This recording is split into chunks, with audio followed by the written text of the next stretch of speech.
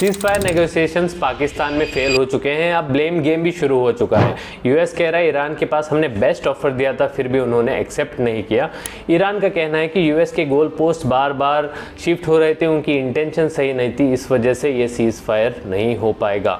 Cease fire fail होने का मतलब यह है कि आम आदमी की ज़िंदगी पर और भी असर होगा। स्ट्रेट ऑफ हॉर्मुज अब जल्दी खुलने वाला है नहीं। नेसेसरी गुड्स के प्राइसिंग में चेंजेस आएंगे, प्राइसेस इंक्रीज होंगे, ऑयल हो पेट्रोल हो। क्यों ये सीज फायर नहीं सक्सेस हो पाया, इस सवाल का भी जवाब इस वीडियो में हम जानने की कोशिश करेंगे। और क्यों ये कन्फ्लिक्ट अब बढ़ता ही चला जा रहा है, यूएस इस कन्फ्लिक्ट का सल्यूशन क्यों नहीं खोज पा रहा, इसको भी इस वीडियो में डिटेल एनालिसिस करेंगे। सबसे पहला सवाल, क्यों सीज फायर नेगोशिएशंस फेल हो गए। इस नेगोशिएशंस में डोमिनेंट पॉइंट्स थे, वो दो थे। एक तो लेबनान का मैटर था कि लेबनान इस सीज फायर का हिस्सा बनेगा या नहीं, और दूसरा ईरान की यूरेनियम एनरिचमेंट कैपेसिटी, जो बहुत टाइम से ईरान इससे बैक डाउन करने से मना कर रहा है। यूएसए का कहना है कि लेबनान इस पूरे कन्फ्लिक्ट में एक थर्ड पार्टी है, उसको इस सीज फायर में अगर इंक्लूड करेंगे तो सीज फायर कभी आगे नहीं बढ़ पाएगा। और यूएसए का एक और ऑब्जेक्शन ये था कि ईरान को यूरेनियम एनरिचमेंट की परमिशन नहीं मिलेगी, क्योंकि उस रीजन में न्यूक्लियर वेपन्स ईरान के पास अगर होंगे तो बहुत डेंजरस होगा। रिप्लाई में ईरान का जवाब ये आया कि लेबनान को हिस्सा होना ही है, क्योंकि लेबनान ईरान का एलाय है और उस पर अटैक होना मतलब ईरान पर अटैक होना, तो ये बाय डिफॉल्ट है कि लेबनान इस सीज फायर का हिस्सा बने। और जब एनरिचमेंट की बात आई तो ईरान का एक क्लियर कट स्टैंड था कि कंप्लीट एनरिचमेंट ईरान रोक नहीं सकता, क्योंकि उसके सिविलियन पर्पसेस के लिए एनरिचमेंट बहुत ज़्यादा ज़रूरी है। और अगर वो नहीं एनरिचमेंट करेगा तो ईरान की इकोनॉमी और क्रम्बल होगी, ऑलरेडी जो सैंक्शंस की वजह से क्रम्बल हो रही है। तो एक डेडलॉक बनता हुआ दिख रहा है इन दोनों इश्यूज पर। लेकिन यूएसए के द्वारा जो ऑब्जेक्शंस उठाए गए हैं वो ऑब्जेक्शंस यूएसए के कम इजराइल के ज़्यादा लग रहे हैं। ये मैं इसलिए भी कह रहा हूँ क्योंकि कुछ ही हफ्ते पहले डोनाल्ड ट्रंप ने बहुत ही आसानी से ईरान के 10 कंडीशंस एक्सेप्ट कर लिए थे सीज फायर के, जिसमें ऑलरेडी मौजूद था कि लेबनान भी इंक्लूड होगा। फिर अचानक से यू टर्न कहाँ से आया। इसराइल की एंट्री जब इस पूरे कंटेक्स्ट में होती है तो कहानी और अच्छे से समझ आती है कि क्यों यूएसए को इन दोनों चीज़ों पर रेस्ट्रिक्शंस है। क्योंकि डायरेक्टली इसराइल ये नहीं चाहता कि लेबनान में वॉर रुक जाए। इसराइल को इस वॉर की बहुत ज़्यादा ज़रूरत है और इसराइल से ज़्यादा नेतन्याहू की इस वॉर की ज़रूरत है, क्योंकि अगर ये वॉर 2 हफ्ते से ज़्यादा रुक गई तो नेतन्याहू को जो ट्रायल है, उनके अगेंस्ट में जो ऑफेंसेस लागू किए गए हैं डोमेस्टिकली, वो शुरू हो जाएंगे और उनको अपनी कुर्सी से हाथ धोना पड़ सकता है। ऑलरेडी डोमेस्टिक सेंटिमेंट्स इसराइल में नेतन्याहू के खिलाफ हैं, बहुत ज़्यादा अपोजिशन भी और मीडिया भी नेतन्याहू के खिलाफ बोलने लगी है कि इस वॉर में कोई भी स्ट्रेटेजिक जीत इसराइल को नहीं हुई है। तो अगर इस सीज फायर में लेबनान को हटा दिया जाए और वहाँ भी अटैक्स रोकने पर इसराइल को मजबूर किया जाए तो इसराइल के पास, नेतन्याहू के पास कोई बहाना नहीं है कि पावर में वो रहे। The ceasefire with Iran will not include Hezbollah. היום הנחתנו על חיזבאללה את המכה הגדולה ביותר שהוא ספג מאז הביפרים.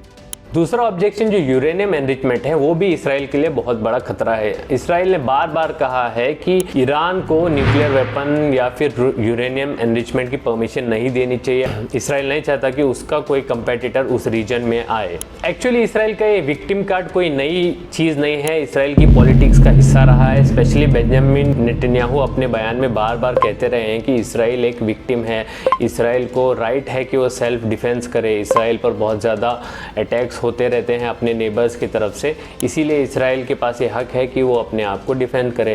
इसी लॉजिक के साथ उन्होंने फ़लस्तीन में अटैक्स किए हैं, गाज़ा को तबाह व बर्बाद किया है। इसी लॉजिक से उन्होंने वेस्ट बैंक को भी एनेक्स किया और अब इसी लॉजिक का इस्तेमाल करते करते साउथ लेबनान में इसराइल घुसता जा रहा है। साउथ लेबनान के काफ़ी एरियाज़ इसराइल ने सीज़ किया है, वहाँ की पॉपुलेशन को डिस्प्लेस किया है और हज़ारों से लोगों को जाने भी गंवानी पड़ी है। अब सबसे बड़ा इशू ये है कि इसराइल का ये बैगेज यूएस को उठाना पड़ रहा है और इन्हीं लाइंस पर यूएस सीज फायर नेगोशिएशंस में भी आया। यूएस चाह रहा था कि लेबनान इस सीज फायर से बाहर हो और ईरान की यूरेनियम कैपेसिटी को कम किया जाए ताकि इसराइल इंटरेस्ट को सर्व किया जाए। यूएस की डोमेस्टिक कंसेंसस को भी देखा जाए तो ये बात समझने में बड़ी मुश्किल नहीं होगी।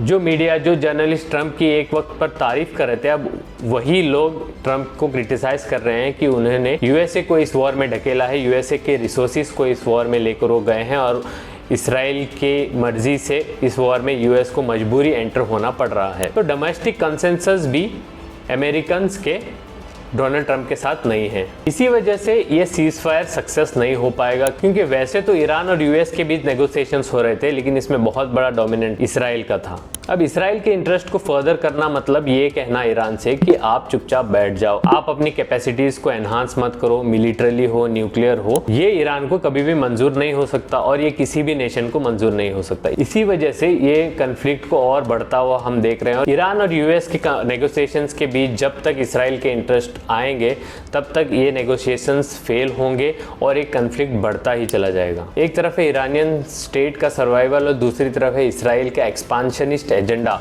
जो अलग अलग टेरिटरीज में एक्सपांड करना चाह रहा है, अपने ओपोनेंट्स को वीक करना चाह रहा है। जब तक ये दोनों इंटरेस्ट टकराएंगे ये कन्फ्लिक्ट और भी बढ़ता चला जाएगा और यूएस वेरी अनलाइकली कि अपने इंडिपेंडेंटली इसमें कोई रोल अदा कर पाए। ईरान ने भी अब सीज फायर से आगे बढ़कर ऑलरेडी लंबी वॉर की प्रिपरेशन शुरू की है। अगर रिपोर्ट्स की माने तो चाइना से ऑलरेडी ईरान के लिए काफ़ी वेपन्स सप्लाई होने के न्यूज़ हमारे सामने आ रही है। थर्ड कंट्रीज के थ्रू चाइना रूट कर रहा है और ईरान प्रिपरेशन में लग चुका है कि ये वॉर जब लंबी चलेगी तो उनको भी बेटर प्रिपेयर्ड रहना पड़ेगा। इसका सोल्यूशन सिर्फ यही हो सकता है कि कंट्रीज और इसमें इन्वॉल्व हों, फॉरेन पॉलिसी एफर्ट्स को प्रोएक्टिव बनाएं, डिप्लोमेसी को प्रोएक्टिव करें और प्रेशर डालें दोनों साइड्स पर, स्पेशली इसराइल पर, कि वो इस गंदी वॉर वाली पॉलिटिक्स को रोके ताकि आम आदमी की ज़िंदगियां बर्बाद ना हो और ये कन्फ्लिक्ट जल्द से जल्द ख़त्म हो जाए। आप सबका क्या ख्याल है इस पूरे कन्फ्लिक्ट के बारे में, इस एनालिसिस के बारे में? हमें कमेंट सेक्शन में ज़रूर बताएं। अगर आपको वीडियो पसंद आती है तो लाइक करें